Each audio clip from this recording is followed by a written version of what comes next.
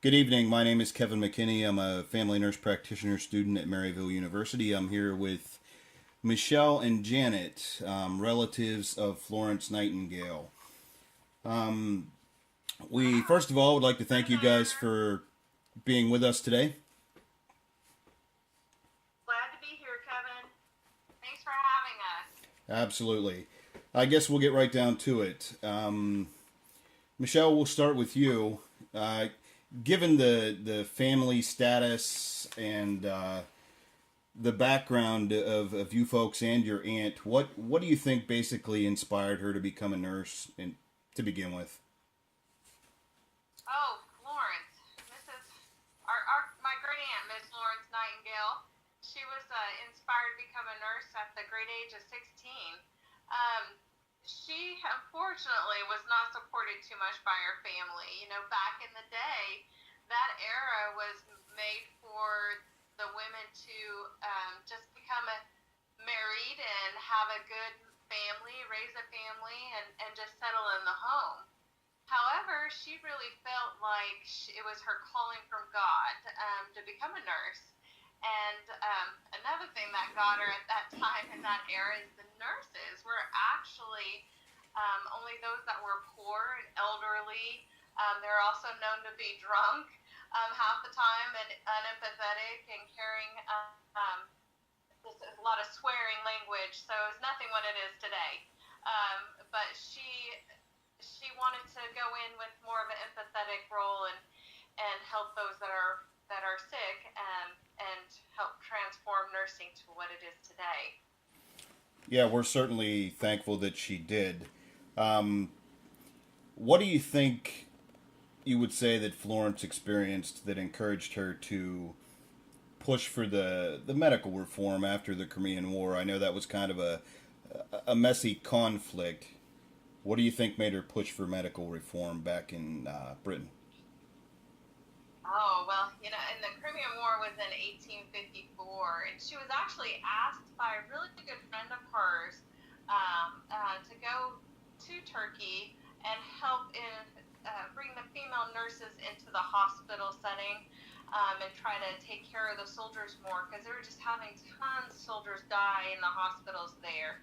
And so she helped incorporate the women into the hospital. But once she got there, she realized the conditions were really poor. The wounded were actually dying of disease more than they were from being killed in the war. The supplies weren't adequate. The food was full of mice. The beds were on the ground and all the water. The ventilation wasn't good. So she actually began to make changes, believing that if she made the environment better for her or for the soldiers, that it might help with infection. So she started with the storage of food, got the beds off the floor out of all the junk on there. The Certainly. blankets were actually utilized for their warmth and kept clean. She actually started believing that they actually needed baths and helped with the clarity of the water. So after that, when she came back from that experience, she wanted to go ahead and try and incorporate some of that cleanliness into the hospitals here, believing that since it helped there and it was such a success, that it would be able to work in this instance as well. Yeah, certainly made some great changes for the future of healthcare that we can all appreciate today. Oh, Um, Thanks so much for your time here today, Michelle. well, you're very welcome. Thank you, Kevin. Janet, the next couple questions I'm going to go ahead and pose to you. Um, Oh, right. she established the Nightingale Training School for Nurses. What would you say was her greatest success with those endeavors?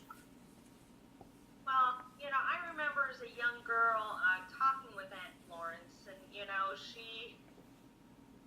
she was always wearing a bonnet that kind of tied in the back, and her hair was parted down the middle, and her dress was dark and somber and stuff, and you wouldn't think that she was kind of from an upper class environment, but truly, Florence was. I keep this picture of her, which I brought today, by my bedside because this really is how she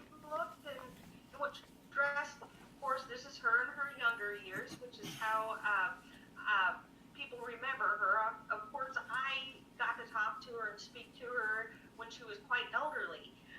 But when I was talking to her about this and reviewing her career and her life with her, she said that, with that training school for nurses, her basic success with that was just that it elevated nursing as a career. Cousin Michelle talked about how, before that, nurses were seen to be drunks and kind of lowly, shifty people. Some were even considered to be prostitutes. And with Florence's, she kind of just elevated the entire nursing realm into really something that even the upper class women wanted to go and do. So her training school for nurses really attracted some more of the upper class young ladies. And so that was really terrific. And, of course, I took after my great aunt Florence and becoming a nurse. And so, yeah. Well, I think it definitely brought some of the upper class people in the greater amounts of education into the fold. That is certainly a good thing. Absolutely.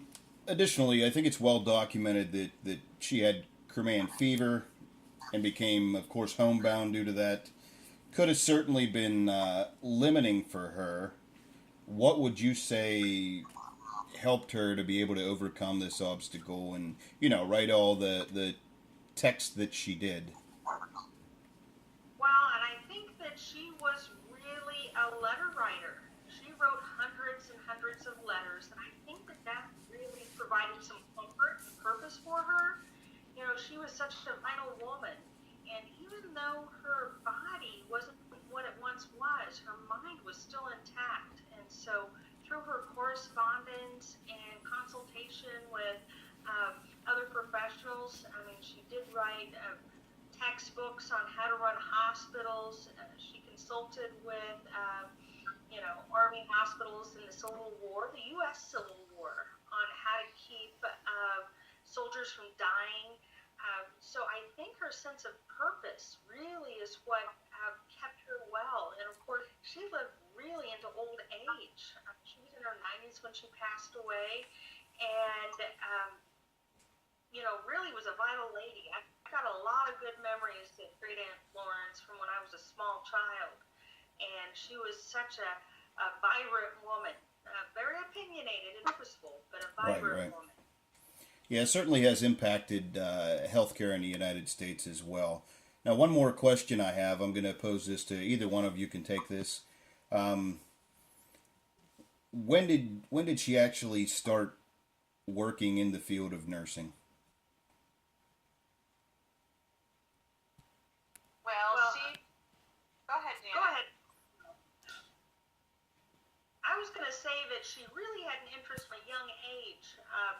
Her mother used to go out, and of course, this is just hearsay, but used to go out and care for some of the families in the community.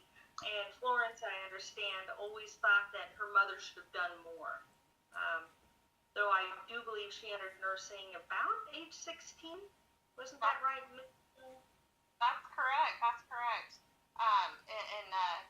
If you want years to be exact, in 1948, she started taking place in these areas, finally permitted to spend about 3 months in Germany in 1951 as well. In 1953, I guess she permitted the superintendent of the establishment of illness, gentlewomen during illness, over Harley Street in London. So that's kind of, she started at 16 and just went from there, and just really made a success for their nursing career. She's inspired us all and our whole family, and has made our family what it is today. She is the person. Certainly well traveled by anybody's definition. Oh, absolutely. Okay, guys. Well, I certainly appreciate your time today and taking the time to speak with us. Thanks for coming. Well, thank you.